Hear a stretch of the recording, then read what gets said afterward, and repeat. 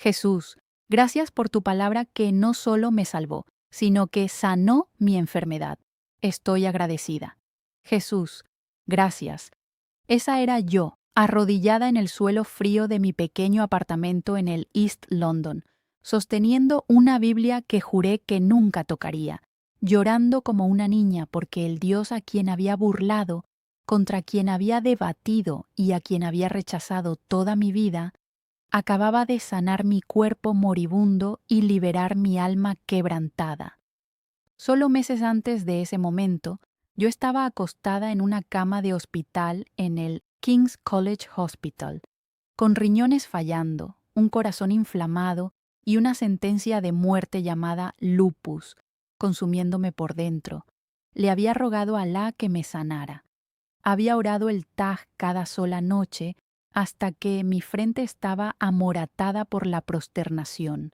Me había sometido a ruquía con shaiks, bebido agua de Zamzam por litros y llorado sobre mi estera de oración hasta que no me quedaron más lágrimas.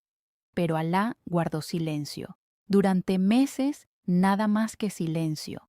Entonces, una enfermera llamada Grace me lanzó un salvavidas que nunca pedí. Me habló de Jesús y yo amenacé con denunciarla. Me dio escrituras y yo quise quemarlas. Pero cuando estás muriendo y todos los demás te han abandonado, la desesperación te hace hacer cosas que jamás imaginaste. Abrí esa Biblia esperando encontrar tonterías. En su lugar, encontré al Dios que me había estado esperando toda mi vida. Él habló cuando Alá guardó silencio. Él se acercó cuando todos los demás se mantuvieron distantes. Él sanó lo que ninguna medicina, ningún imán, ninguna cantidad de oración hacia la Meca pudo tocar. Pero para entender por qué esas lágrimas significaron tanto, necesitas saber de dónde vengo. Necesitas conocer la historia de una princesa a quien nunca le permitieron ser princesa. Necesitas saber sobre la vergüenza que llevó a mi madre embarazada desde Arabia Saudita a las frías calles de Londres. Necesitas saber sobre un padre que enviaba dinero cada mes, pero nunca envió amor, nunca envió reconocimiento, nunca envió una sola palabra a la hija que ayudó a crear. Necesitas saber sobre la niñita que se aferraba al Islam como una persona que se ahoga, se aferra a un madero a la deriva, porque era la única conexión que tenía con una tierra natal que la rechazaba. Necesitas saber sobre la estudiante universitaria que se convirtió en la leona del Islam, debatiendo con cristianos y aplastando sus argumentos, creyendo que ganaba el favor de Alá con cada victoria.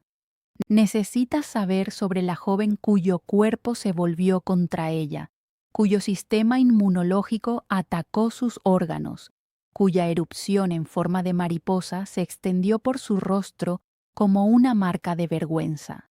Necesitas saber sobre las noches en que grité al techo, preguntándole a Alá por qué había abandonado a su servidora fiel. Necesitas saber sobre el momento en que susurré el nombre de Jesús por primera vez y sentí una presencia en esa habitación de hospital que lo cambió todo. Mi nombre es Nura Bent Khaled al-Rashid. Mi padre es un príncipe de la casa de Saud. Mi madre es una mujer que amó al hombre equivocado y pagó por ello con el exilio.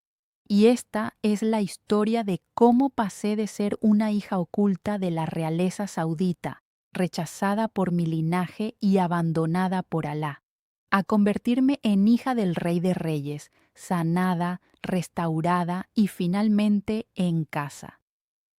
Mi madre, Fátima al-Harbi, era una mujer joven y hermosa de una familia respetada en Jeddah. No era de la realeza, pero su familia tenía conexiones con los círculos de poder en Arabia Saudita. Trabajaba como asistente administrativa en una de las oficinas reales en Riad y allí conoció a mi padre, el príncipe Khaled bin Faisal al-Rashid. Él era miembro de la Casa de Saud, la familia gobernante del Reino de Arabia Saudita. Era alto, apuesto, educado en Suiza, y tenía un encanto que hacía que las mujeres cayeran a sus pies. Mi madre era joven e ingenua.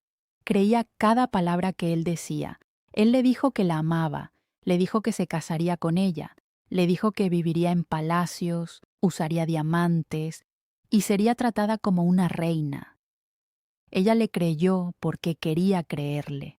Lo amó con todo lo que tenía.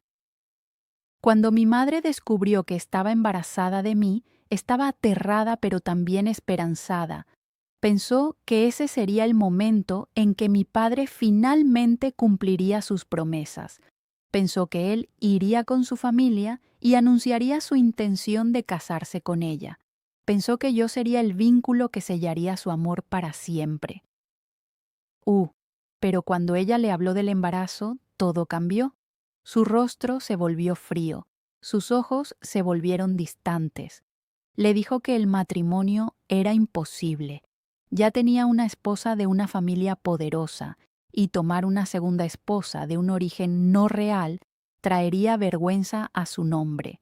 Le dijo que el momento no era el adecuado. Le dijo que su familia nunca lo aceptaría. Le dijo muchas cosas, pero lo que realmente quería decir era simple. No la amaba lo suficiente como para luchar por ella. No me amaba lo suficiente como para reclamarme como suya. Mi madre quedó devastada. En Arabia Saudita, una mujer embarazada fuera del matrimonio no es solo una tragedia personal, es una catástrofe familiar, es una vergüenza que se extiende como fuego y quema a todos los que toca. Su familia sería deshonrada, su nombre quedaría arruinado, podría enfrentar castigos bajo las estrictas leyes religiosas. ¡Ja! Podría perderlo todo, incluso la vida. Mi padre lo sabía. Sabía lo que le estaba haciendo al negarse a casarse con ella, pero le dio una opción. Arregló para que ella abandonara Arabia Saudita en silencio antes de que alguien descubriera su embarazo. Le dio dinero, un boleto de avión a Londres y un contacto que la ayudaría a establecerse allí. Le dijo que seguiría apoyándola económicamente. Le dijo que nunca contactara públicamente a su familia. Le dijo que me criara en silencio, lejos del reino, lejos de su nombre, lejos de la verdad de quién era yo. Mi madre llegó a Londres en el invierno de 1994, embarazada, sola, con el corazón roto y aterrorizada.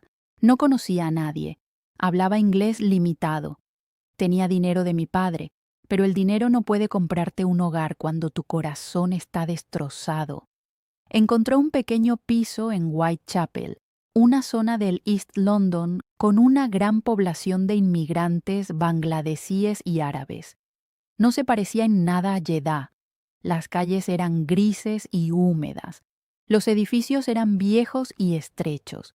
El frío se le metía en los huesos de una manera que nunca había experimentado, pero no tenía opción. Había quemado todos los puentes detrás de ella. Arabia Saudita estaba cerrada para ella para siempre. Su familia la había repudiado cuando descubrieron la verdad. Estaba completamente sola en el mundo, con solo yo creciendo dentro de su vientre como su razón para seguir viviendo. Nací en marzo de 1995 en el Royal London Hospital, en Whitechapel. Mi madre me llamó Nura, que significa luz en árabe. Más tarde me contó que eligió ese nombre porque yo era la única luz en su oscuridad. Cuando me sostuvo por primera vez, se hizo una promesa a sí misma. Prometió que yo sabría quién era. Prometió que nunca olvidaría mi sangre real. Prometió que, aunque mi padre nos había rechazado, yo crecería orgullosa de mi herencia saudita. Prometió que un día, de alguna manera, sería aceptada por la familia de mi padre. Pasó toda mi infancia tratando de cumplir esa promesa, incluso cuando se le rompía el corazón una y otra vez. Crecer en Whitechapel no se parecía en nada a crecer en un palacio. Nuestro piso era pequeño, 2 habitaciones en el tercer piso de un edificio municipal, con paredes delgadas y vecinos ruidosos. Mi madre trabajaba limpiando durante el día y a veces hacía turnos nocturnos en un restaurante halal en Brick Lane. Siempre estaba cansada. Sus manos siempre estaban ásperas de fregar suelos y lavar platos. Pero sin importar lo agotada que estuviera, nunca me permitió olvidar quién era. Me sentaba a su lado por las noches y me contaba historias sobre Arabia Saudita. Describía los desiertos dorados y los edificios imponentes de Riad. Me hablaba de las ciudades sagradas de La Meca y Medina. Me enseñó sobre nuestra familia, la rama al-Rashid conectada a la casa de Saud, los gobernantes del reino.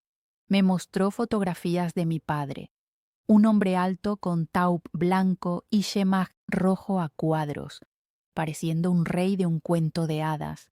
Mi padre enviaba dinero cada mes sin falta. Llegaba mediante una transferencia bancaria desde un banco en Zúrich, siempre la misma cantidad, siempre el día 15. El dinero era suficiente para mantenernos cómodas, pero no con lujos. Mi madre lo usaba para el alquiler, la comida, los útiles escolares y la ropa. Ahorraba un poco cada mes, con la esperanza de que un día pudiéramos regresar a Arabia Saudita con la cabeza en alto. Pero el dinero llegaba sin carta, sin llamada telefónica, sin mensaje de amor. Era culpa disfrazada de generosidad.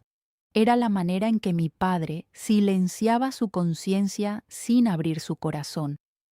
Crecí sabiendo que tenía un padre que pagaba por mi existencia, pero se negaba a reconocerla. Crecí rica en libras, pero en quiebra de amor paterno. Intenté muchas veces acercarme a la familia de mi padre.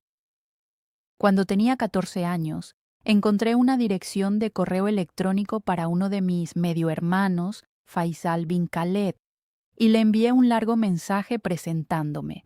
Le dije que era su hermana. Le dije que vivía en Londres. Le dije que quería conocer a mi familia. Nunca respondió. Cuando tenía 17 años, encontré un número de teléfono para uno de los primos de mi padre y lo llamé.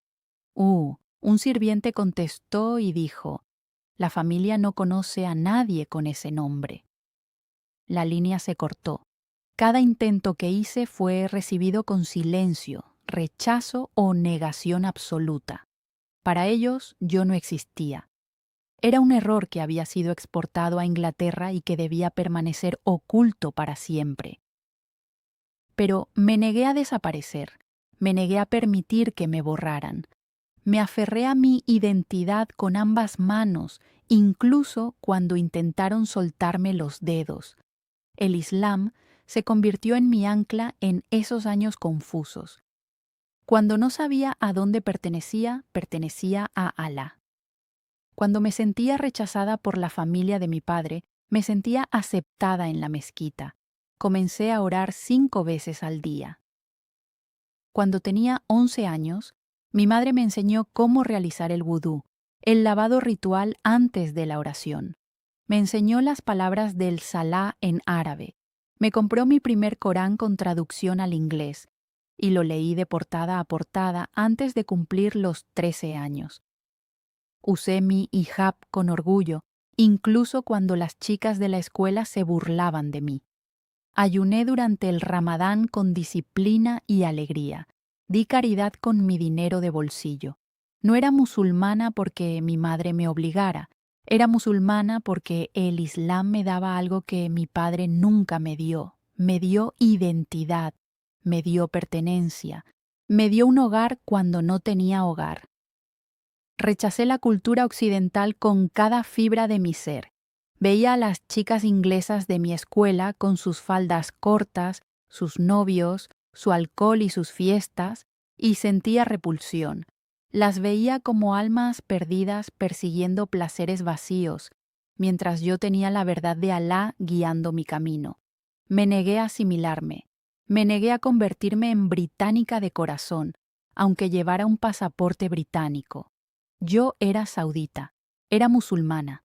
Era hija de la familia Al-Rashid, me aceptaran o no, y me juré a mí misma que un día regresaría a Arabia Saudita, no como una vergüenza oculta, sino como una hija orgullosa del reino. Ese era mi sueño, esa era mi obsesión, ese era el fuego que ardía dentro de mí en cada frío invierno londinense y en cada mensaje sin respuesta a la familia de mi padre. No sabía entonces que Alá también estaba a punto de guardar silencio para mí. Y no sabía que mi sanidad vendría del último lugar que jamás esperé. Para cuando cumplí 18 años, había construido toda mi identidad alrededor de dos cosas: mi sangre saudita y mi fe islámica.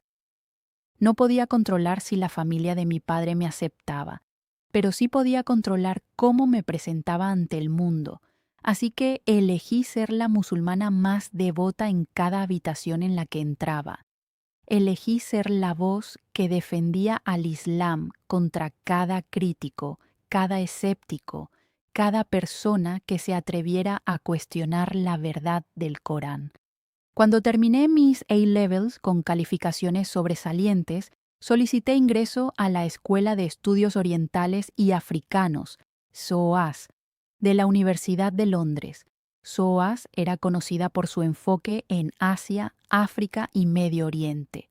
Atraía estudiantes de todo el mundo árabe, de Pakistán, de Indonesia, de cada rincón del mundo musulmán. Era el lugar perfecto para alguien como yo. Un lugar donde podía estudiar mi herencia académicamente mientras me rodeaba de personas que compartían mi fe. Fui aceptada para estudiar árabe y estudios islámicos y sentí que mi vida finalmente estaba comenzando. Mi primera semana en SOAS se sintió como llegar a casa a un lugar donde nunca había estado. Los pasillos estaban llenos de mujeres con hijab y hombres con barba discutiendo teología y política. La cafetería servía comida halal. Las salas de oración siempre estaban llenas durante los horarios del salah. Escuchaba árabe hablado por todas partes, mezclado con urdu, farsi, turco y una docena de otros idiomas del mundo musulmán. Por primera vez en mi vida no era la rara, no era la chica extraña con hijab que se negaba a comer cerdo o asistir a fiestas de Navidad. Era normal. Estaba rodeada de personas que me entendían sin necesidad de explicaciones. Me uní a la sociedad islámica en mi primera semana e inmediatamente me convertí en una de sus miembros más activas. Asistía a cada conferencia, cada círculo de estudio, cada evento comunitario. Me ofrecí como voluntaria para organizar reuniones de hermanas y sesiones de estudio del Corán. Para el final de mi primer semestre, todos en la sociedad islámica conocían mi nombre: Nura al-Rashid, la apasionada, la feroz, la que nunca retrocedía ante una pelea. Las peleas llegaban a menudo, y yo las recibía con los brazos abiertos. SOAS era un campus diverso, y no todos eran musulmanes. Había sociedades cristianas, grupos ateos, activistas seculares y personas que amaban desafiar las creencias religiosas. Los debates eran comunes en la unión estudiantil, en el patio, en las salas comunes. Y cada vez que se cuestionaba al Islam, yo me aseguraba de estar allí para defenderlo. Me preparaba para estos debates como un soldado que se prepara para la batalla. Memorizaba versículos del Corán en árabe e inglés. Estudiaba los hadices, las palabras del profeta Mahoma. Leía libros de eruditos islámicos como Ibn Taymiyyah y Al-Ghazali, y de apologistas contemporáneos como Ahmed Didat y Zakir Naik. Veía cientos de horas de videos de debates en línea, aprendiendo cómo contrarrestar argumentos cristianos, objeciones ateas y críticas occidentales. Me convertí en un arma forjada en el fuego del conocimiento y estaba lista para usar esa arma contra cualquiera que desafiara mi fe. Los estudiantes cristianos eran mis objetivos favoritos. Encontraba sus creencias fáciles de desmantelar, al menos en mi mente. Me acercaba a ellos en las áreas comunes y comenzaba conversaciones que siempre se convertían en debates. Les preguntaba cómo Dios podía ser tres y uno al mismo tiempo. Les preguntaba cómo un Dios amoroso podía permitir que su hijo fuera torturado y asesinado. Les preguntaba por qué confiaban en una Biblia que había sido traducida y editada cientos de veces a lo largo de miles de años. Citaba versículos del Corán que llamaban a los cristianos extraviados.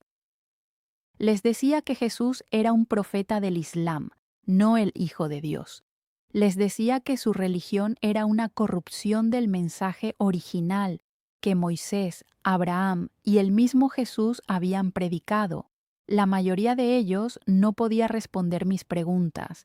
La mayoría se alejaba confundida y avergonzada. Y cada vez que ganaba un debate, sentía una oleada de orgullo. Estaba defendiendo a Alá. Estaba protegiendo la verdad. Estaba demostrando que el Islam era superior a todas las demás religiones. Hay un debate que recuerdo más que cualquier otro. Ocurrió en mi segundo año en SOAS, durante un evento de diálogo interreligioso en el auditorio principal. El evento tenía como propósito promover el entendimiento entre los diferentes grupos religiosos del campus. Se invitó a representantes de la Sociedad Islámica, la Unión Cristiana, la Sociedad Judía y el Grupo Humanista Secular a hablar. Yo fui elegida para representar a la Sociedad Islámica y me preparé durante semanas. Escribí mi discurso cuidadosamente, lleno de versículos coránicos y argumentos lógicos contra la Trinidad y la crucifixión. Cuando llegó mi turno de hablar, me paré en el podio y miré a la audiencia de más de 200 estudiantes. Vi a mis hermanos y hermanas musulmanes observando con orgullo. Vi a los estudiantes cristianos observando con anticipación nerviosa. Y pronuncié mi discurso con fuego en la voz y hielo en el corazón. Desmantelé la teología cristiana pieza por pieza. Me burlé de la idea de un Dios muriendo en una cruz. Llamé a la Biblia un libro corrompido, indigno de confianza. Cuando terminé, mi lado de la sala estalló en aplausos. La representante cristiana, una joven llamada Emily de la Unión Cristiana, lucía pálida y conmocionada. Dio su respuesta, pero fue débil y defensiva. Yo había ganado, y todos lo sabían. Después de ese debate, mi reputación en el campus alcanzó nuevas alturas. Estudiantes musulmanes que nunca había conocido se me acercaban y me agradecían por defender al Islam. Me llamaban Leona. Decían que tenía el espíritu de una muyahida, una guerrera femenina por la fe. Me encantaba la atención, me encantaba el respeto, me encantaba sentir que importaba, que estaba haciendo algo importante con mi vida. La familia de mi padre quizás me había rechazado, pero la comunidad musulmana me abrazaba. Había encontrado mi tribu, mi propósito, mi identidad. Era Nura al-Rashid, la leona del Islam, y nadie podía quitarme eso. Comencé a escribir artículos para blogs y sitios web islámicos. Hice videos respondiendo a misioneros cristianos y youtubers ateos. Soñaba con convertirme en una famosa oradora islámica que viajaría por el mundo defendiendo la fe. Pensaba que Alá estaba complacido conmigo. Pensaba que estaba ganando su favor con cada debate que ganaba, cada cristiano que silenciaba, cada argumento que aplastaba. Mi círculo social era exclusivamente musulmán. No tenía amigos cristianos, ni hindúes, ni ateos. Los evitaba deliberadamente. Creía que las amistades cercanas con no musulmanes corromperían mi fe y me desviarían. El Corán advertía sobre tomar a los incrédulos como aliados, y yo tomaba esa advertencia en serio. Mis amigas más cercanas eran hermanas de la sociedad islámica, mujeres que compartían mis valores y mi visión, Orábamos juntas, estudiábamos juntas, comíamos juntas y nos animábamos mutuamente en nuestra fe. Hablábamos sobre el matrimonio y encontrar esposos justos que nos acercaran a Alá. Hablábamos sobre criar hijos que memorizaran el Corán y crecieran para ser soldados del Islam. Hablábamos sobre el futuro de la Ummah musulmana y nuestro papel en defenderla contra la corrupción occidental. El cristianismo no era solo una religión diferente para nosotras, era un enemigo, una distorsión de la verdad, una herramienta del colonialismo occidental diseñada para alejar a los musulmanes del camino recto. Recuerdo una conversación con mi amiga Amina durante nuestro tercer año en SOAS. Estábamos sentadas en una cafetería cerca de Russell Square, bebiendo té de menta y discutiendo nuestro futuro. Amina me preguntó cuál era mi sueño ultimate, y se lo dije sin dudarlo. Quiero regresar a Arabia Saudita, dije. Quiero que la familia de mi padre me acepte. Quiero vivir en el reino y servir al Islam desde la tierra de las 2 mezquitas sagradas. Amina me miró con simpatía en los ojos. Ella conocía mi historia. Sabía sobre el rechazo de mi padre y el dolor de mi madre.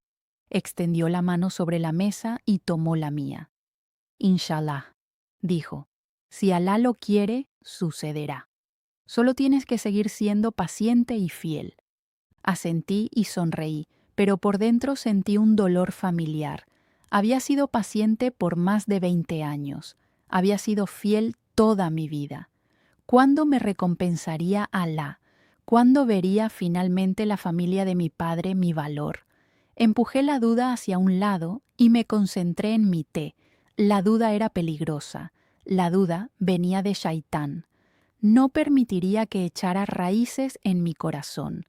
Para cuando me gradué de SOAS con honores de primera clase, me había convertido en todo lo que me propuse ser.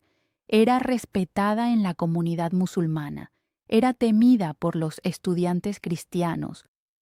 Era conocida como una feroz defensora del Islam que podía desmantelar cualquier argumento contra la fe.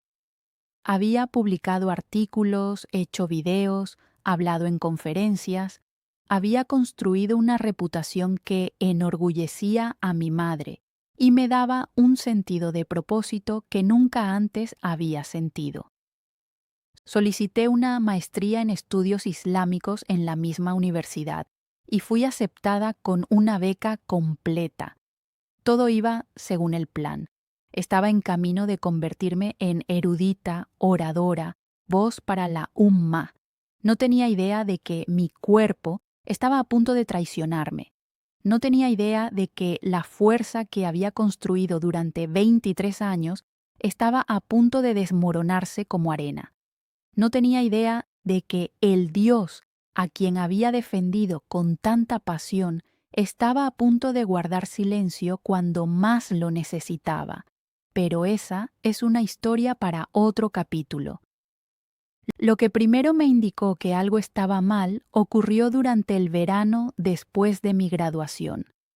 Estaba sentada en mi piso en Whitechapel, leyendo artículos de investigación para mi próximo programa de maestría, cuando noté que mis manos me dolían. Era un tipo de dolor extraño, profundo dentro de mis articulaciones, como si alguien me estuviera apretando los dedos desde adentro. Sacudí las manos y las estiré, pensando que había estado escribiendo demasiado. El dolor desapareció después de unos minutos y lo olvidé. Una semana después, regresó con más fuerza. Esta vez mis muñecas se unieron al coro de dolor. Apenas podía sostener un bolígrafo sin hacer una mueca. Me dije a mí misma que era estrés.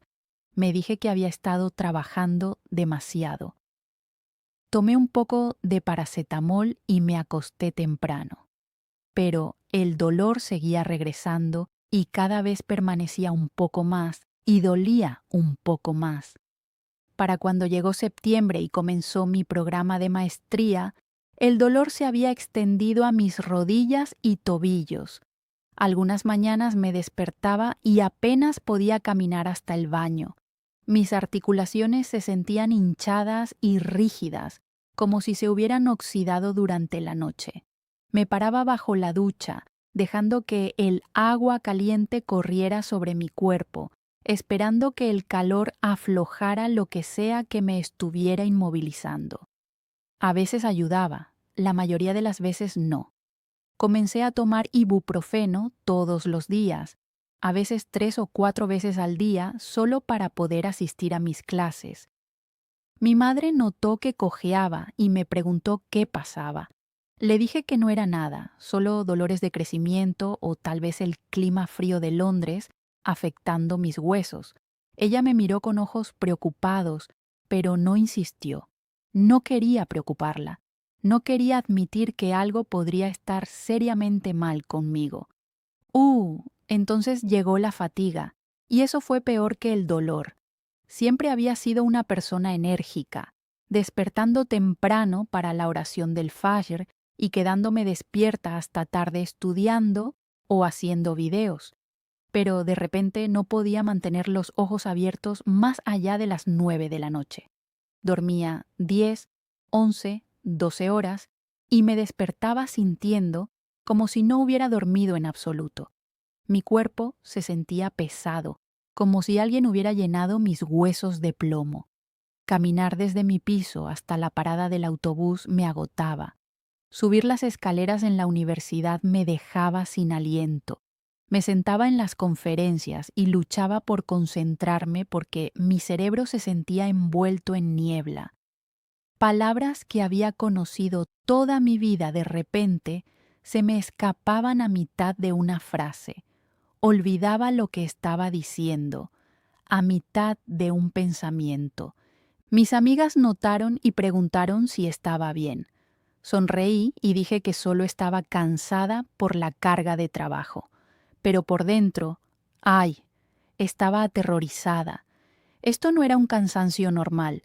Algo me estaba consumiendo por dentro y no sabía qué era. La erupción apareció en octubre y fue entonces cuando supe que ya no podía fingir que todo estaba bien. Me desperté una mañana y me miré al espejo para realizar el wudú antes de la oración del Fajr. Cruzando mis mejillas y el puente de mi nariz había una erupción roja en forma de mariposa. Parecía que alguien hubiera pintado alas carmesí en mi rostro. La piel estaba elevada y cálida al tacto. Intenté lavarla, pensando que tal vez era una reacción a algo que comí o a un jabón nuevo que había usado, pero no se quitó. Permaneció allí enojada y visible, una marca que no podía ocultar ni con maquillaje. Ese día falté a mis clases, me senté en mi piso y lloré. No sabía qué le estaba pasando a mi cuerpo, no sabía por qué me estaba desmoronando. Solo tenía 23 años. Se suponía que debía ser fuerte, se suponía que debía ser la leona del Islam. Pero la leona se estaba desmoronando y no sabía por qué. Mi madre me obligó a ver a un médico después de que vio la erupción en forma de mariposa. Hizo una cita en el Royal London Hospital y prácticamente me arrastró hasta allí. El médico me examinó, preguntó sobre mis síntomas y tomó muestras de sangre. Me dijo que regresara en una semana por los resultados. Esa semana fue la más larga de mi vida. No podía dormir, no podía comer, no podía concentrarme en nada excepto en el miedo que crecía dentro de mí como un tumor. Oraba constantemente, rogándole a Alá que no fuera nada grave. Recitaba la sura al-Fatiha una y otra vez, esperando que las palabras me protegieran. Hacía dua en medio de la noche, llorando sobre mi estera de oración, pidiéndole a Alá que sanara lo que fuera que estuviera mal conmigo. Le había servido fielmente toda mi vida. Seguramente no me abandonaría ahora. Seguramente respondería a mis oraciones y haría desaparecer esta pesadilla. El médico me llamó de regreso al hospital en una tarde gris de jueves. Me senté en su consultorio con mi madre a mi lado, sosteniendo mi mano con fuerza. El médico nos miró con una expresión seria y comenzó a explicar. Dijo que mis análisis de sangre mostraban varias anomalías. Mis glóbulos blancos estaban bajos. Tenía anticuerpos que estaban atacando mi propio cuerpo. Mis marcadores inflamatorios estaban elevados. Dijo que necesitaba realizar más pruebas para confirmar, pero basándose en mis síntomas y en los resultados iniciales, creía que tenía lupus eritematoso sistémico. La miré en blanco.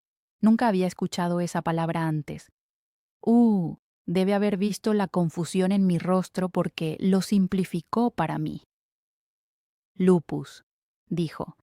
Tienes lupus. Es una enfermedad autoinmune. Tu sistema inmunológico, que se supone debe protegerte de las infecciones, se ha vuelto contra tu propio cuerpo. Está atacando tus tejidos sanos como si fueran invasores extranjeros. Me senté en ese consultorio y escuché mientras el médico explicaba lo que el lupus me haría. Dijo que mi sistema inmunológico podía atacar cualquier parte de mi cuerpo en cualquier momento. Podía atacar mis articulaciones, causando dolor e hinchazón. Podía atacar mi piel, causando erupciones y llagas. Podía atacar mis riñones, lo que potencialmente llevaría a insuficiencia renal. Podía atacar mi corazón, causando inflamación del revestimiento que lo rodea. Podía atacar mis pulmones, dificultando la respiración.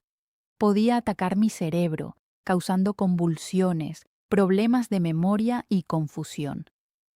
Dijo que el lupus era crónico, lo que significaba que nunca desaparecería por completo. Funcionaba en ciclos de brotes y remisiones. A veces me sentiría casi normal. Otras veces la enfermedad rugiría a través de mi cuerpo como un incendio forestal. Dijo que no había cura. Lo mejor que podían hacer era manejar mis síntomas con medicamentos e intentar prevenir daños mayores a los órganos. Sentí como si el suelo se hubiera abierto bajo mis pies y estuviera cayendo en un pozo sin fondo. Las semanas que siguieron fueron un borrón de visitas al hospital, análisis de sangre y nuevos medicamentos. Los médicos me pusieron hidroxicloroquina, un medicamento originalmente usado para la malaria, que de alguna manera ayudaba a controlar los síntomas del lupus. Me pusieron prednisona, un esteroide que reducía la inflamación pero venía con efectos secundarios terribles. Mi rostro se hinchó por los esteroides. Aumenté de peso rápidamente. No podía dormir por la noche porque el medicamento me hacía sentir inquieta y ansiosa. Mi cabello comenzó a caerse en mechones. Pasaba mis dedos por mi cabello y salía con puñados de hebras negras. Veía mi cabello rodear el desagüe de la ducha y lloraba hasta que no me quedaban más lágrimas. La erupción en forma de mariposa se extendió y se oscureció. Mis articulaciones se hincharon tanto que no podía cerrar el puño. Algunas mañanas no podía levantarme de la cama sin la ayuda de mi madre. Tenía 23 años y necesitaba que mi madre me ayudara a caminar hasta el baño como si fuera una anciana. Lo peor fue la afectación renal. Unos meses después de mi diagnóstico, mis piernas comenzaron a hincharse. Al principio pensé que era solo retención de líquidos por los esteroides, pero la hinchazón empeoró y empeoró hasta que mis tobillos parecían globos. Los médicos realizaron más pruebas y encontraron proteína en mi orina. Dijeron que el lupus estaba atacando mis riñones, una condición llamada nefritis lúpica. Aumentaron mis medicamentos y agregaron otros nuevos. Me dijeron que debía tener cuidado con la ingesta de sal y el consumo de líquidos. Me dijeron que si el daño renal progresaba, eventualmente podría necesitar diálisis o un trasplante. Tenía 23 años y los médicos me hablaban de insuficiencia renal. Sentía como si estuviera viviendo la pesadilla de otra persona. Esto no podía ser mi vida. Esto no podía estar pasándome a mí. Los dolores en el pecho comenzaron en la primavera. Dolores agudos y punzantes en el pecho cada vez que tomaba una respiración profunda. Fui al servicio de urgencias del King's College Hospital, aterrorizada de estar sufriendo un infarto. Me hicieron pruebas y me dijeron que tenía pericarditis, inflamación del saco que rodea el corazón, otro regalo del lupus. Me dieron más medicamentos y me dijeron que descansara. El descanso se había convertido en toda mi vida. Abandoné mi programa de maestría porque no podía mantener el ritmo del trabajo. Dejé de hacer videos y escribir artículos porque no tenía la energía ni la claridad mental. Dejé de asistir a los eventos de la sociedad islámica porque no podía caminar mucho sin agotarme.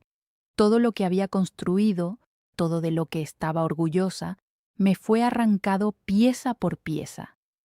La leona del Islam ahora era una chica enferma atrapada en un cuerpo que fallaba, observando cómo sus sueños se disolvían como niebla matutina. Las úlceras bucales hacían que comer fuera doloroso. Aparecían dentro de mis mejillas, en mi lengua, en el paladar.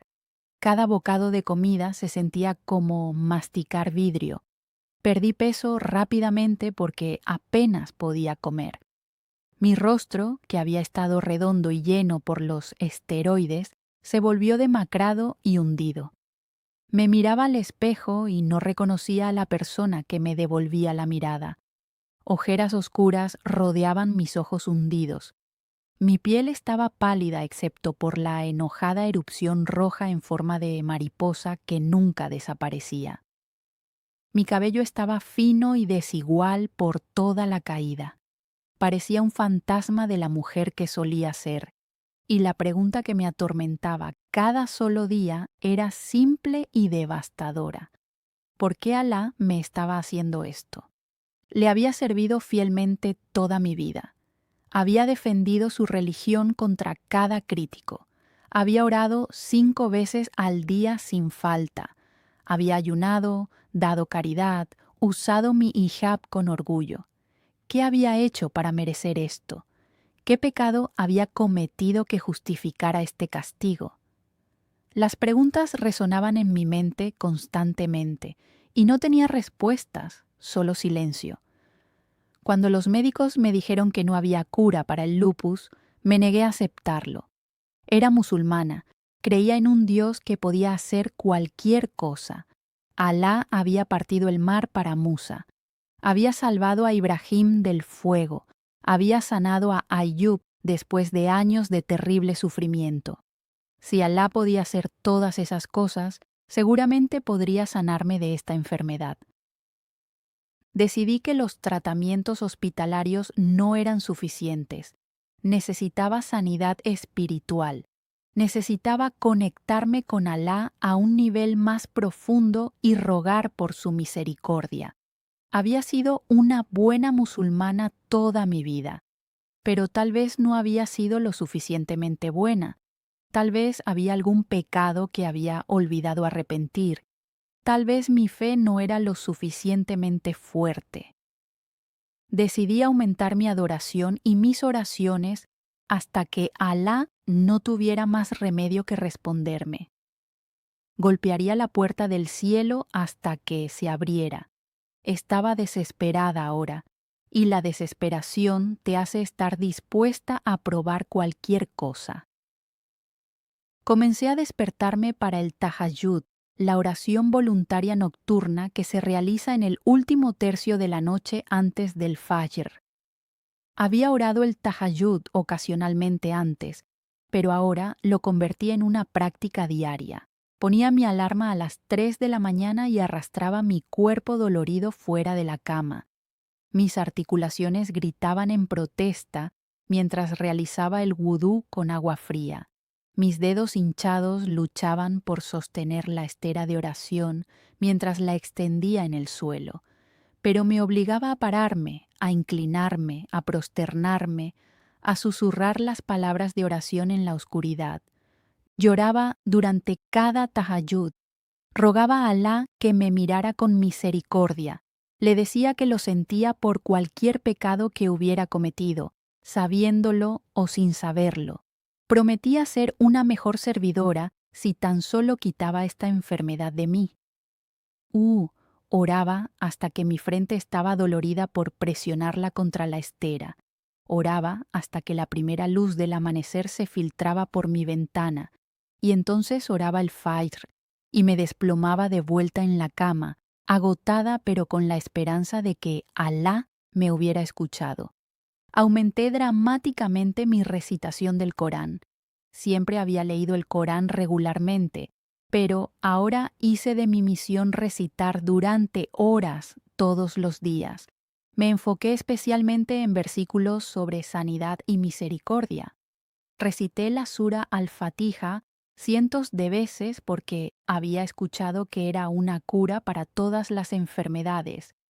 Recité la sura Ash-Shar, que dice que con la dificultad viene la facilidad, esperando que mi facilidad estuviera a la vuelta de la esquina. Recité el Ayat al-Kursi, el versículo del trono, creyendo que me protegería del daño.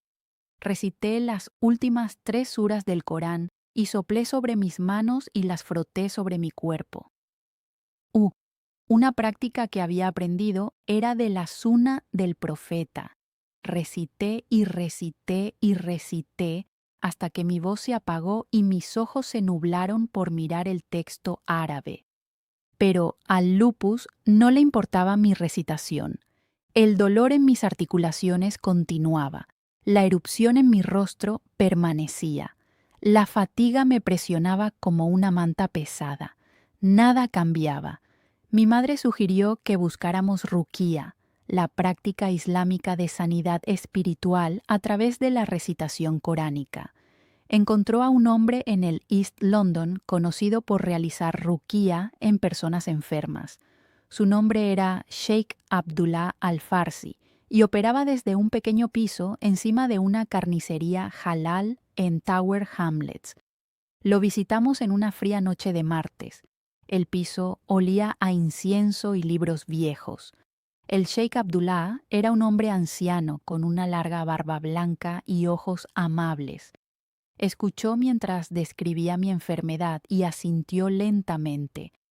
Dijo que a veces la enfermedad física tiene raíces espirituales. Dijo que tal vez había sido afligida por el mal de ojo o tocada por un jinn. Dijo que recitaría el Corán sobre mí y le pediría a Alá que quitara lo que sea que me estuviera dañando. Me acosté sobre una estera en el suelo mientras él recitaba versículos en una voz melódica y fuerte. Sus palabras me bañaban como olas. Quería tanto sentir algo, sentir energía sanadora fluyendo a través de mi cuerpo, sentir cómo la enfermedad era expulsada. Pero no sentí nada excepto el dolor familiar en mis articulaciones y la pesadez en mi pecho. Visitamos al Sheikh Abdullah 3 veces más en las semanas siguientes. Cada vez recitaba sobre mí durante 1 hora o más, cada vez me daba instrucciones. Me dijo que bebiera agua sobre la que se había recitado. Me dijo que aplicara aceite de oliva que había sido bendecido con versículos coránicos. Me dijo que recitara ciertas dúas antes de dormir y después de despertar. Seguí cada instrucción perfectamente. Bebí el agua bendecida y no sentí nada. Apliqué el aceite bendecido y no sentí nada. Recité las dúas con completa sinceridad y no sentí nada. Mi madre pagó generosamente al Sheikh Abdullah por sus servicios, dinero que realmente no podíamos permitirnos gastar, pero ella estaba desesperada por ver a su hija sanada y habría dado todo lo que tenía si eso significaba que yo podía estar bien de nuevo. Después de nuestra 4ª visita, el Sheikh Abdullah me miró con ojos tristes y dijo que mi sanidad estaba en las manos de Alá solamente. Dijo: «Debes ser paciente y confiar en la sabiduría de Alá». Salí de su piso sintiéndome más vacía que cuando llegué. Mis amigas de la sociedad islámica Se unieron a mi alrededor cuando se enteraron de mi enfermedad. Organizaron sesiones grupales de dúa, donde decenas de hermanas se reunían y oraban por mi sanidad. Se sentaban en círculo, levantaban sus manos y clamaban a Alá en mi nombre. Ya Alá, sana a nuestra hermana Nura. Ya Alá, quita esta enfermedad de su cuerpo. Ya Alá, ten misericordia de ella y restaura su salud. Me sentaba en medio de estos círculos, con lágrimas corriendo por mi rostro, abrumada por su amor y su fe. Realmente creía que si suficientes personas oraban lo suficientemente fuerte, Alá tendría que responder. Creía que la fe combinada de todos estos musulmanes devotos movería montañas y curaría enfermedades. Pero después de cada sesión de dúa, regresaba a casa al mismo dolor, la misma fatiga, la misma erupción en forma de mariposa, mirándome de vuelta desde el espejo. Las montañas no se movían. A la enfermedad no le importaba cuántas personas oraran. Alguien sugirió que probara el agua de Zamzam, el agua sagrada del pozo cerca de la Kaaba en la Meca. Los musulmanes creen que el agua de Zamzam tiene propiedades milagrosas y puede curar enfermedades. Mi madre pidió botellas de agua de Zamzam de una fuente confiable en Arabia Saudita. Cuando llegaron, las traté como oro líquido. Bebía agua de Zamzam todas las mañanas con el estómago vacío. Hacía dúa antes de beber, pidiéndole a Alá que la convirtiera en una cura para lo que fuera que me estuviera afligiendo. Me bañaba en agua de Zamzam, vertiéndola sobre mi cabeza y dejándola correr por mi cuerpo enfermo. Susurraba oraciones mientras el agua tocaba mi piel, creyendo con todo mi corazón que esta agua sagrada haría lo que ninguna medicina podía hacer. Pero el agua de Zamzam no me sanó. Mis articulaciones aún dolían, mis riñones aún filtraban proteína, mi cabello aún se caía, mi corazón aún se sentía como si estuviera envuelto en espinas. El agua sagrada era solo agua, y mi fe sagrada comenzaba a agrietarse. Me comuniqué con la familia de mi padre en desesperación. No había contactado con ellos en años, no desde mi último intento rechazado de conexión durante la universidad.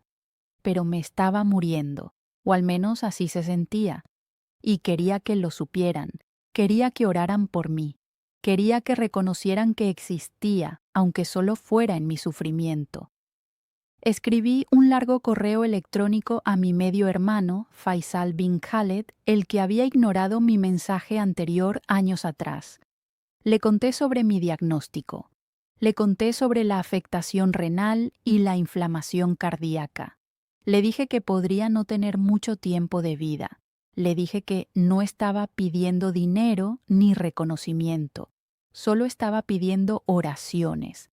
Le pedí que mencionara mi nombre a la familia para que pudieran hacer dúa por mi sanidad.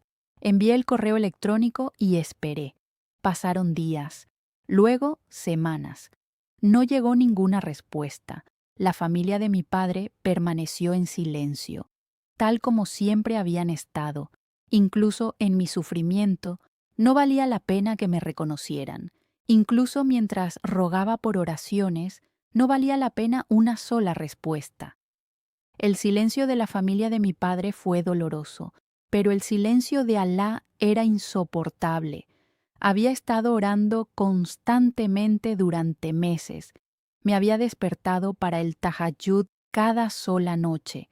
Había recitado el Corán hasta que mi garganta estaba en carne viva. Había pasado por ruquía y bebido agua de Zamzam y seguido cada remedio islámico que podía encontrar.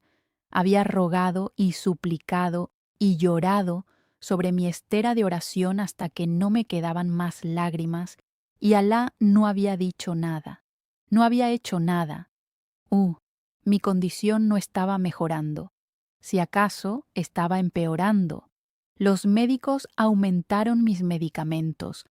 Hablaron sobre posiblemente comenzar con medicamentos de quimioterapia para suprimir mi sistema inmunológico.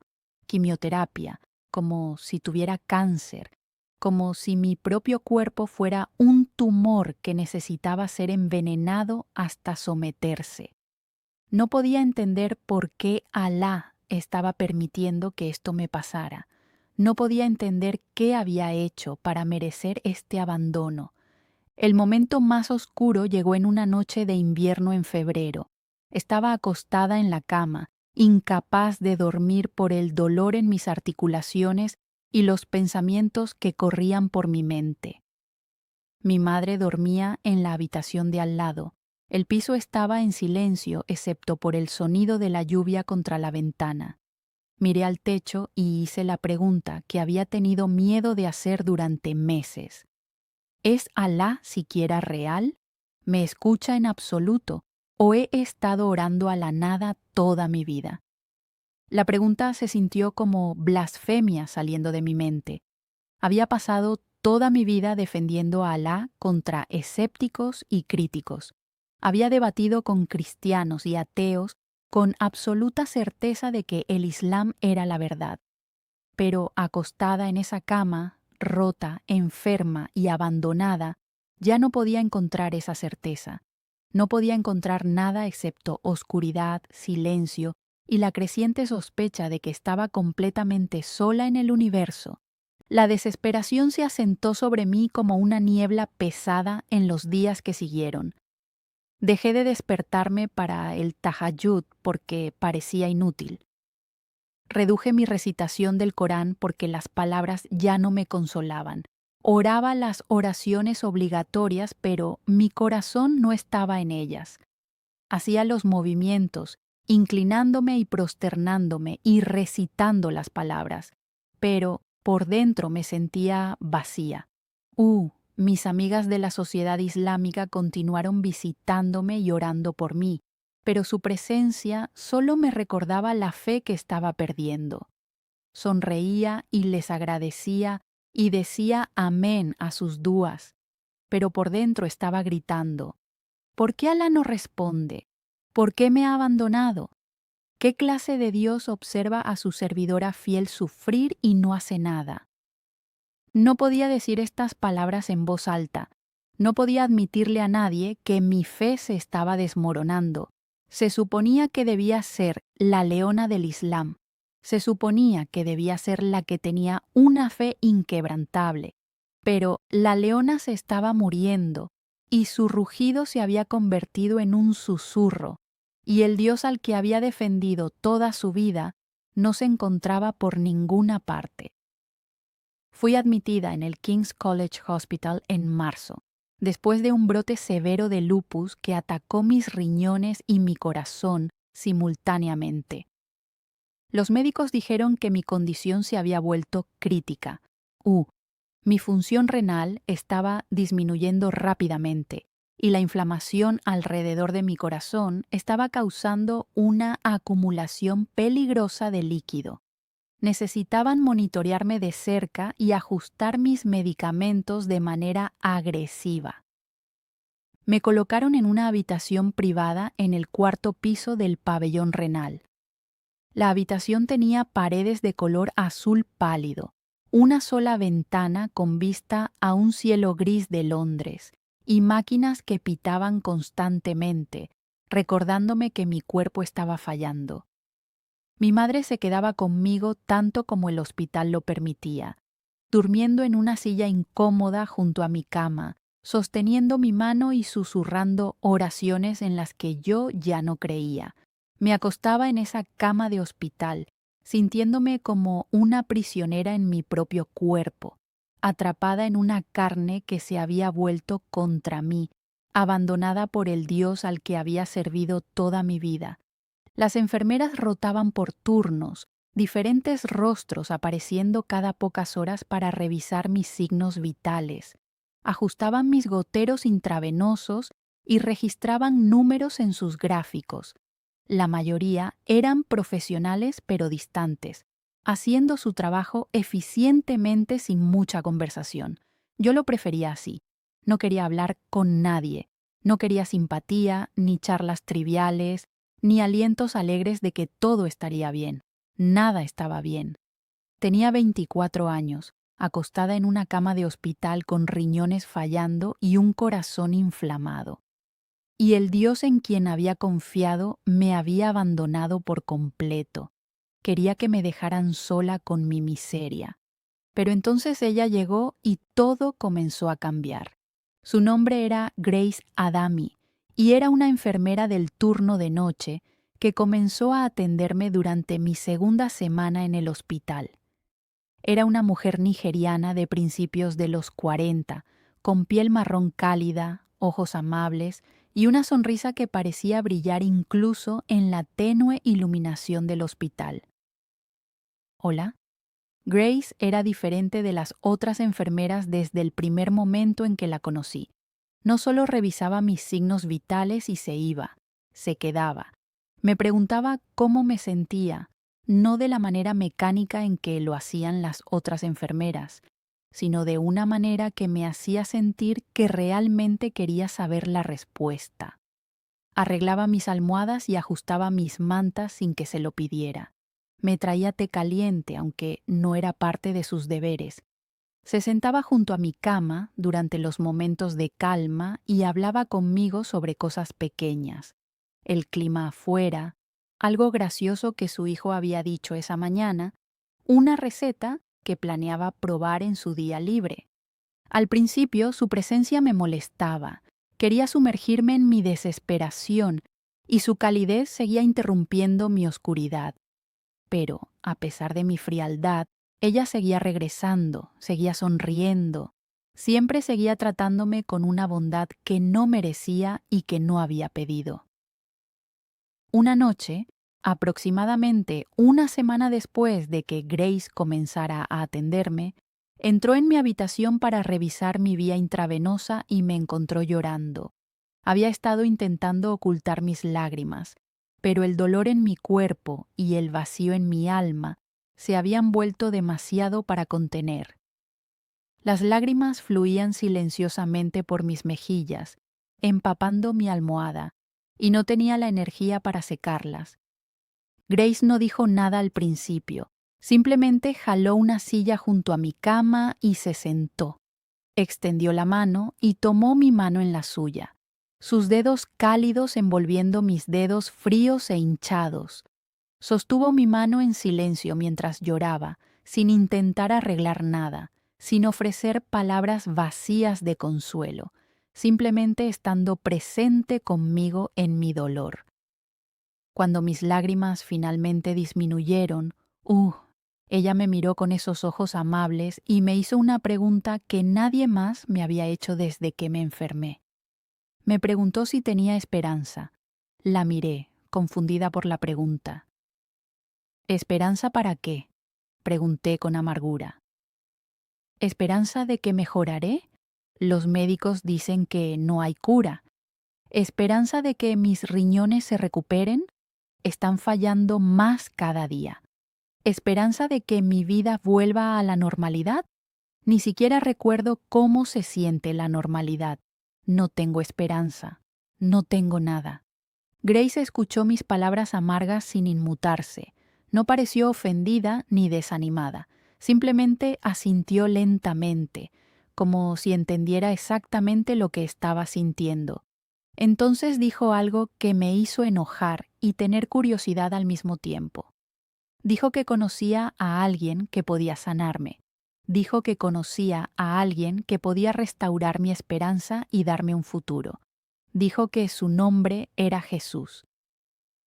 Retiré mi mano de la suya inmediatamente, mi rostro retorcido de enojo y disgusto.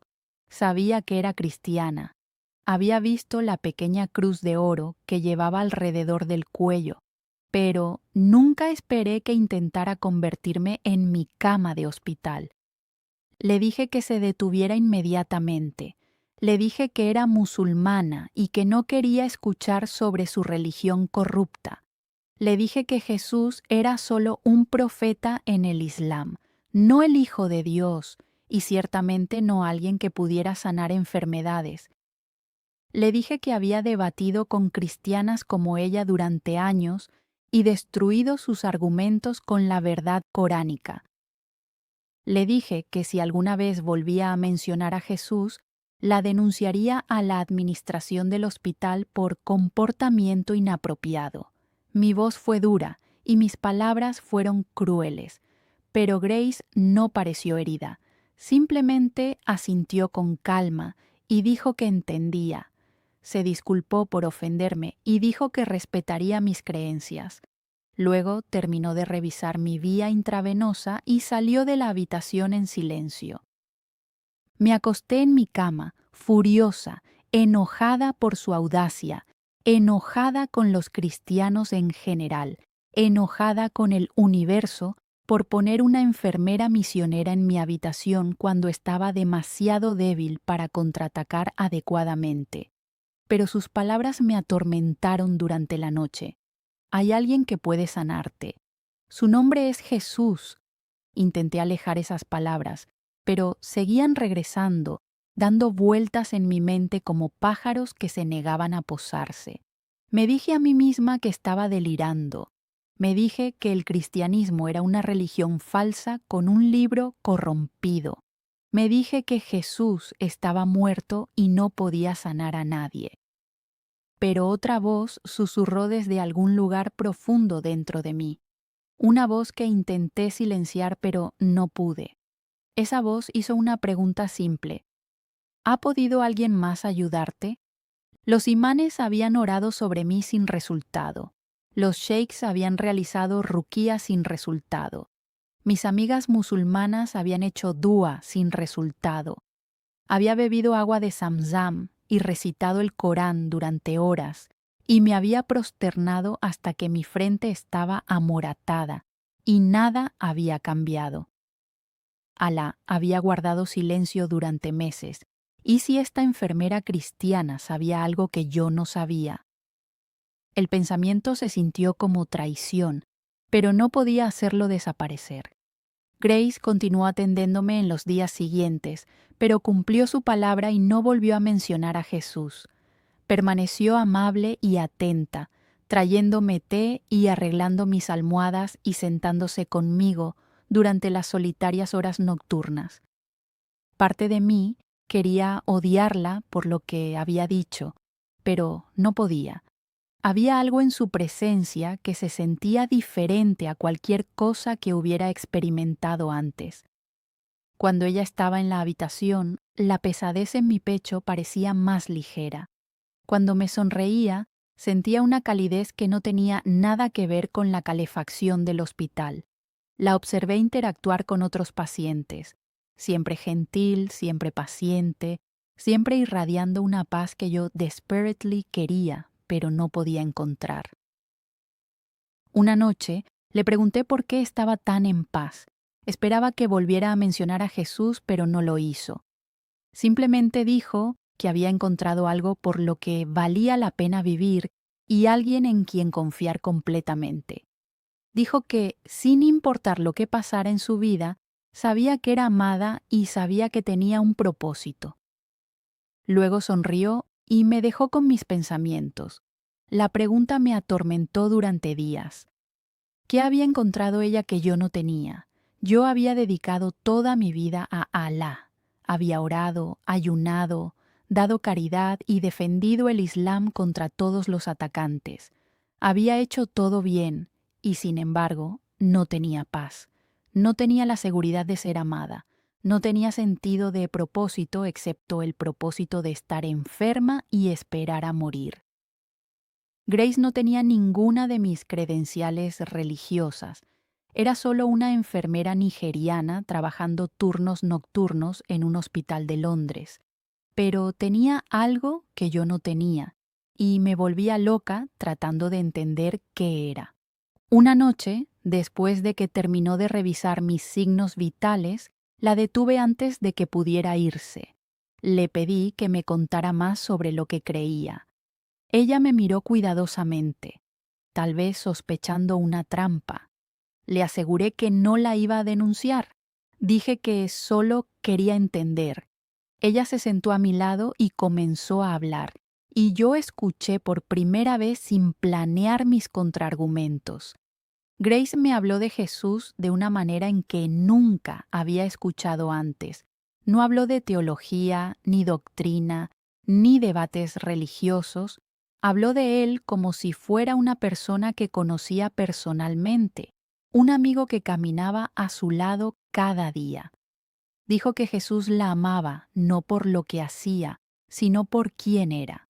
Dijo que él había muerto en la cruz para llevar el castigo por sus pecados, para que ella pudiera tener una relación con Dios sin miedo ni vergüenza. Dijo que él había resucitado de entre los muertos y estaba vivo ahora mismo, alcanzando a cualquiera que quisiera recibirlo. Dijo que no estaba distante ni en silencio, estaba cerca, más cerca que un hermano, más cerca que una madre, más cerca que cualquier persona que yo hubiera conocido jamás. Dijo que escuchaba cada oración y veía cada lágrima y se preocupaba por cada detalle de mi vida. Le conté a Grace lo que había sucedido y ella lloró de alegría. Tomó mis manos y agradeció a Jesús por responder sus oraciones por mí. Dijo que había estado orando por mí cada sola noche desde que entró por primera vez en mi habitación. Dijo que le había pedido a Jesús que se revelara a mí, y él había hecho exactamente eso. En las semanas siguientes, mi recuperación se aceleró de maneras que desconcertaron a mi equipo médico. La erupción en forma de mariposa que había marcado mi rostro durante más de un año comenzó a desvanecerse. Mi dolor articular disminuyó drásticamente. Mi energía regresó lentamente pero de manera constante. Pude caminar al baño sin ayuda, luego caminar por el pasillo, luego caminar afuera al jardín del hospital y sentir el sol en mi rostro sin que quemara mi piel. Mi cabello dejó de caerse y comenzó a crecer de nuevo. Mi función renal continuó mejorando hasta que los médicos dijeron que ya no necesitaban considerar la diálisis como una posibilidad. Un mes después de mi oración a Jesús, me dieron de alta del hospital con una bolsa de medicamentos y un calendario de citas de seguimiento. Pero yo sabía que los medicamentos no eran lo que me había sanado. Jesús me había sanado. Aquel a quien había rechazado, a quien había burlado, a quien había debatido con tanto orgullo y certeza, se había inclinado hacia mi cama de hospital y me había sacado del borde de la muerte. Me senté en mi piso en Whitechapel en mi primera noche en casa, sosteniendo una Biblia que Grace me había regalado como obsequio de alta. Era una edición sencilla de tapa blanda con cubierta azul. Nada elegante, pero era lo más preciado que poseía. La abrí en los Salmos y leí las palabras que se habían convertido en mi salvavidas. Cercano está Jehová a los quebrantados de corazón y salva a los contritos de espíritu. Las lágrimas rodaron por mis mejillas, pero eran lágrimas diferentes ahora. No eran lágrimas de desesperación, ni de ira, ni de desesperanza. Eran lágrimas de alegría, una alegría abrumadora que brotaba desde algún lugar profundo dentro de mí y se desbordaba a través de mis ojos. Susurré entre mis lágrimas: Jesús, estoy tan feliz de haber entrado en contacto con tu palabra. Estoy derramando lágrimas de alegría porque sanaste mis enfermedades. Me escuchaste cuando nadie más lo hizo. Te acercaste cuando todos los demás guardaron silencio. Me salvaste cuando estaba lista para rendirme. Gracias, gracias, gracias. La primera persona a quien tenía que contárselo era a mi madre. Ella me había visto sufrir durante más de un año. Había sostenido mi mano en incontables visitas al hospital y noches sin dormir. Había orado por mí constantemente, clamando a Alá que sanara a su única hija.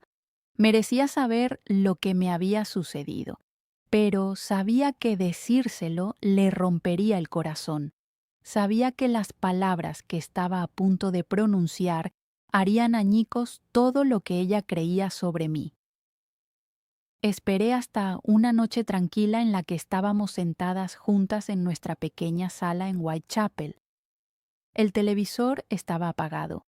El piso estaba en silencio excepto por el zumbido del tráfico afuera.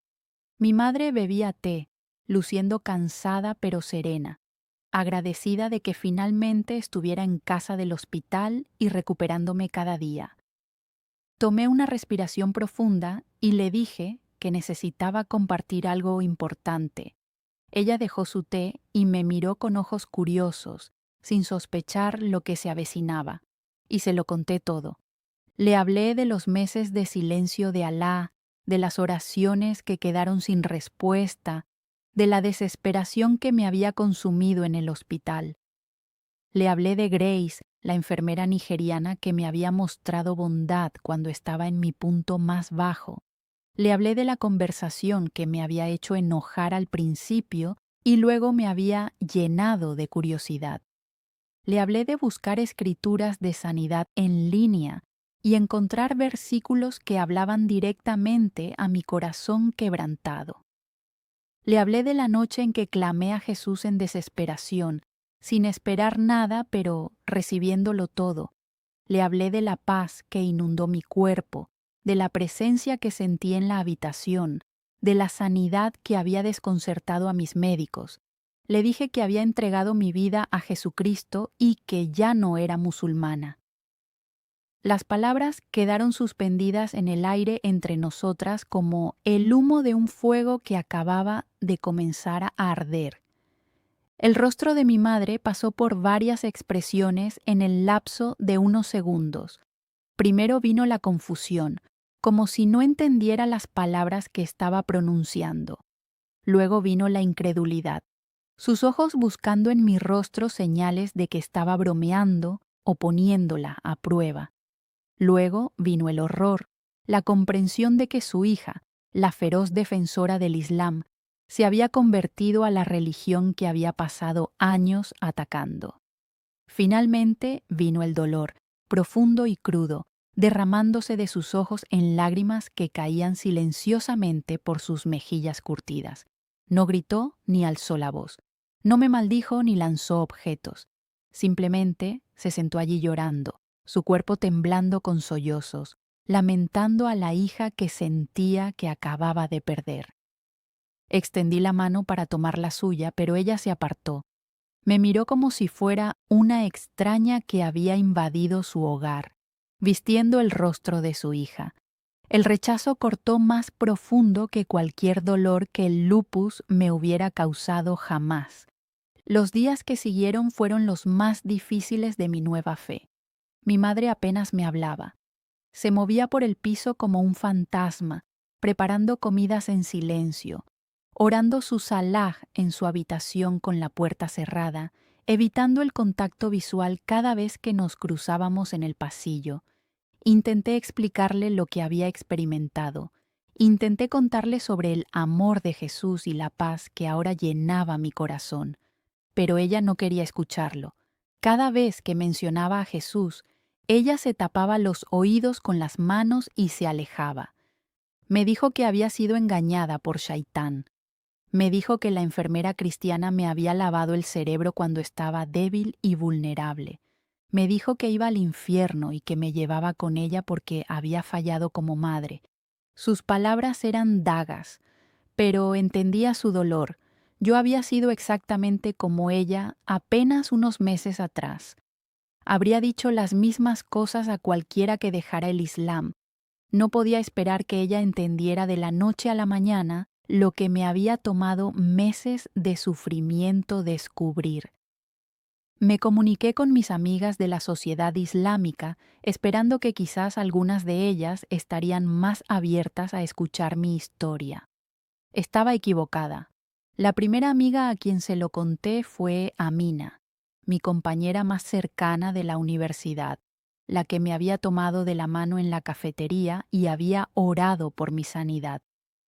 Cuando le dije que me había convertido al cristianismo, ella me miró en un silencio atónito durante un largo momento. Luego su rostro se endureció en una expresión que nunca había visto antes. Me llamó murtada, una apóstata, lo peor en lo que puede convertirse un musulmán. Dijo que había traicionado a Alá y a la Ummah. Dijo que me había traicionado personalmente después de todas las oraciones que había ofrecido por mí. Dijo que ya no podía ser mi amiga porque el profeta había dicho que los musulmanes no deben tomar a los incrédulos como aliados cercanos. Se levantó de la mesa donde estábamos sentadas y se alejó sin mirar atrás. Nunca más supe de ella. Las otras amigas reaccionaron de manera similar. Algunas bloquearon mi número de teléfono sin explicación. Otras me enviaron largos mensajes condenándome y advirtiéndome sobre el castigo que esperaba a los apóstatas en esta vida y en la próxima. Algunas reenviaron mi historia a otros en la comunidad musulmana, y pronto me convertí en conocida como la traidora, la que había abandonado el Islam después de todo lo que la comunidad había hecho para apoyarla durante su enfermedad. Las personas que alguna vez me habían respetado y admirado ahora pronunciaban mi nombre con disgusto. La sociedad islámica que me había celebrado como su leona ahora me trataba como una enfermedad que necesitaban poner en cuarentena. Estaba sola. La comunidad que había sido mi familia durante años me había cortado por completo. El rechazo fue doloroso, pero en algún lugar debajo del dolor sentí una extraña sensación de libertad. Ya no tenía que actuar para nadie. Ya no tenía que intentar ganar la aprobación de personas que solo me amaban cuando decía lo que querían escuchar. Era simplemente Nura, una mujer amada por Jesús, y eso era suficiente. El rechazo final vino de la familia de mi padre, aunque fue menos dramático porque en realidad nunca me habían aceptado en primer lugar. Escribí un último correo electrónico a mi medio hermano, Faisal, contándole que me había recuperado de mi enfermedad milagrosamente y que había encontrado fe en Jesucristo. No esperaba una respuesta y no recibí ninguna, pero unas semanas después, la transferencia bancaria mensual desde el banco en Zúrich dejó de llegar. Mi padre finalmente había encontrado una razón para cortarme por completo. Mientras fuera una hija musulmana enferma, enviaría dinero de la culpa para calmar su conciencia, pero una hija cristiana era peor que una hija muerta a sus ojos. El dinero se detuvo y con él se rompió el último hilo que me conectaba con mi herencia saudita. Ya no era una princesa oculta de la casa de Saud, era una huérfana por elección, rechazada por la familia que nunca me había querido. Finalmente, libre de la esperanza que me había torturado durante 25 años. La libertad fue dolorosa, pero también liberadora. Ya no tenía que esperar una aceptación que nunca llegaría. En medio de todo este rechazo, encontré una nueva familia. Grace me presentó a su iglesia, una congregación vibrante en Stratford llamada New Life Community Church.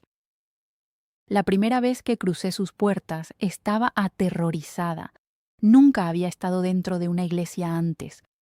No conocía los cantos, ni las oraciones, ni los rituales. No sabía cómo actuar ni qué decir. Pero en el momento en que entré, las personas me rodearon con calidez y bienvenida. Me abrazaron como si fuera una hermana perdida que regresaba a casa. Preguntaron mi nombre y escucharon mi historia con lágrimas en los ojos. No les importaba que fuera una exmusulmana que había pasado años atacando su fe. Solo les importaba que ahora era parte de su familia. El pastor, un hombre ganés llamado Pastor Emmanuel Mensah, tomó mis manos y oró por mí con tanto amor y sinceridad que lloré durante toda la oración. Por primera vez en mi vida sentí que pertenecía a algún lugar sin tener que ganármelo. Me entregué por completo a aprender sobre mi nueva fe con la misma intensidad que alguna vez había dedicado a defender el Islam. Asistía a grupos de estudio bíblico y hacía preguntas sin fin. Leía libros de autores cristianos que explicaban teología y doctrina. Veía sermones en línea de predicadores de todo el mundo. Memorizaba escrituras y meditaba en ellas día y noche. Pero más que el conocimiento, atesoraba la relación. Aprendí a hablar con Jesús como con un amigo, compartiendo mis miedos, esperanzas y sueños con Él en oración. Aprendí a escuchar su voz en los momentos de quietud, ese susurro suave de guía y consuelo que había anhelado durante todos esos meses de silencio islámico. Él me hablaba a través de las escrituras, a través de otros creyentes, a través de circunstancias que parecían demasiado perfectas para ser coincidencia. Estaba presente de una manera en que Alá nunca lo había estado, no distante y exigente, sino cercano y compasivo, caminando a mi lado en cada desafío. Mi salud continuó mejorando de maneras que asombraron a mis médicos.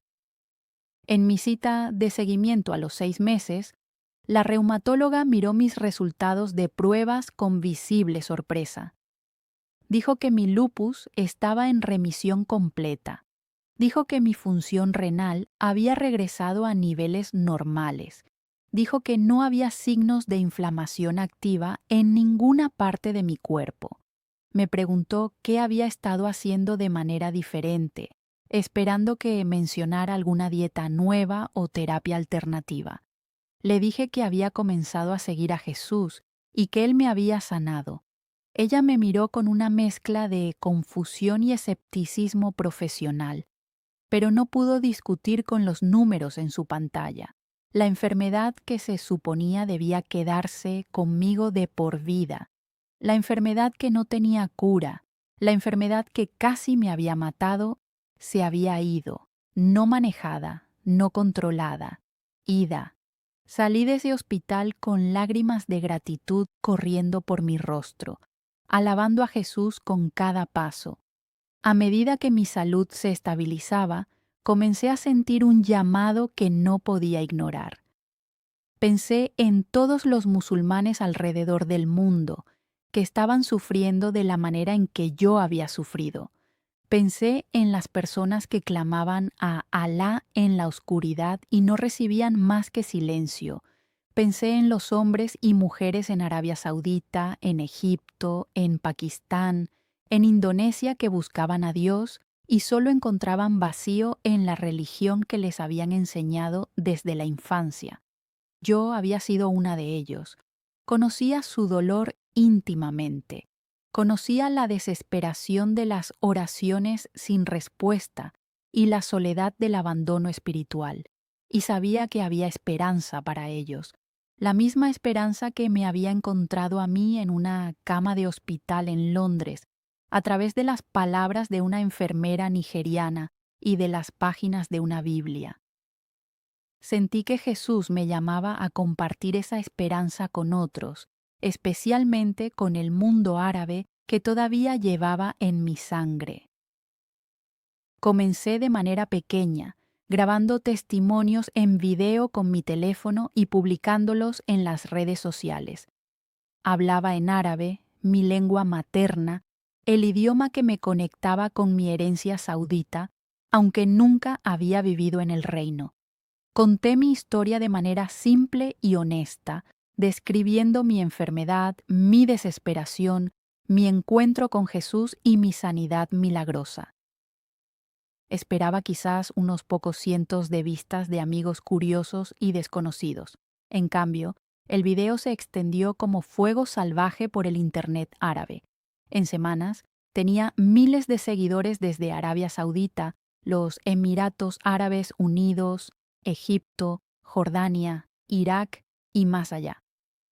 Los mensajes inundaron mi bandeja de entrada de musulmanes que luchaban con dudas, que sufrían enfermedades, que clamaban a Alá sin respuesta.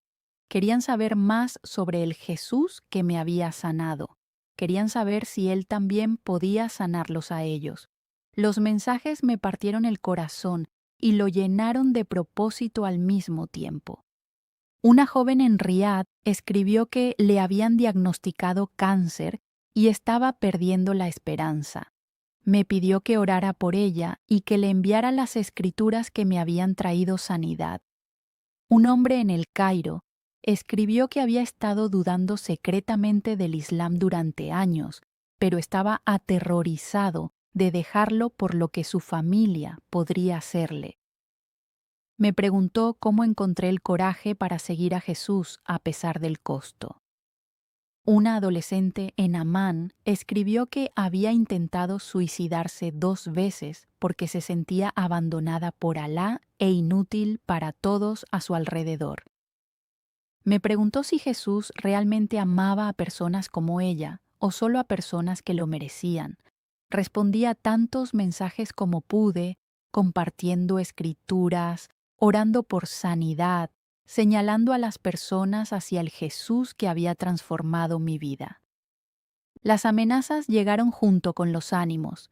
Cuentas anónimas me enviaron mensajes prometiendo muerte si no dejaba de difundir el cristianismo. Personas citaban hadices sobre el castigo para la apostasía, recordándome que el profeta había dicho que se debía matar a cualquiera que dejara el Islam. Algunos mensajes incluían descripciones detalladas de lo que me harían si alguna vez me encontraban. Mentiría si dijera que no tenía miedo. Algunas noches me quedaba despierta preguntándome si alguien me rastrearía y llevaría a cabo sus amenazas. Pero el miedo nunca superó al llamado. Había pasado años defendiendo una religión que me dejó muriendo y sin esperanza.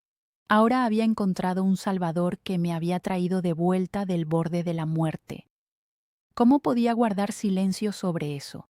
¿Cómo podía permitir que el miedo me detuviera de compartir las mejores noticias que jamás había recibido? Jesús había prometido que estaría conmigo siempre, incluso hasta el fin del mundo. Si Él estaba conmigo, ¿qué podría hacerme ningún ser humano? Hoy, continúo creando contenido en árabe, compartiendo el Evangelio con el mundo musulmán, que alguna vez fue toda mi identidad. Me he conectado con otros ex musulmanes que han encontrado a Jesús y nos animamos mutuamente en nuestra fe. He discipulado a nuevos creyentes que están dando sus primeros pasos fuera del Islam y hacia una relación con Cristo. He hablado en iglesias y conferencias, contando mi historia a cualquiera que quiera escuchar. Mi madre todavía no ha aceptado mi fe, pero nuestra relación ha mejorado lentamente. Ella ve el cambio en mí, la paz y la alegría que no puede explicar. Y a veces la veo observándome con curiosidad en lugar de dolor. Oro por ella cada día, creyendo que el mismo Jesús que me encontró en una cama de hospital puede encontrarla a ella en nuestra sala en Whitechapel. No he perdido la esperanza por ella, así como Jesús nunca perdió la esperanza por mí. Yo solía ser una princesa sin reino, una hija sin padre, una musulmana sin paz. Pasé toda mi vida buscando aceptación de una familia que no me quería y de un Dios que no hablaba. Pero Jesús lo cambió todo. Él se convirtió en el padre que nunca tuve, aceptándome incondicionalmente, no por mi desempeño, sino por su amor. Él se convirtió en la familia que siempre quise, rodeándome de hermanos y hermanas que me aman por quien soy, no por lo que puedo hacer por ellos. Él se convirtió en el reino para el que nací, un reino no de este mundo donde no hay rechazo, ni vergüenza, ni silencio, solo amor que nunca termina. Era una princesa de Arabia Saudita en sangre, pero una huérfana en la realidad. Ahora soy hija del Rey de Reyes, y finalmente he llegado a casa. Si estás viendo esto y estás donde yo estaba, sufriendo en silencio, clamando a un Dios que no responde, quiero que sepas que hay esperanza. Su nombre es Jesús. Él sanó mis enfermedades, restauró mi alma, me dio un futuro cuando no tenía ninguno, y hará lo mismo por ti si simplemente invocas su nombre. Él es suficiente. Él es más que suficiente. Él lo es todo.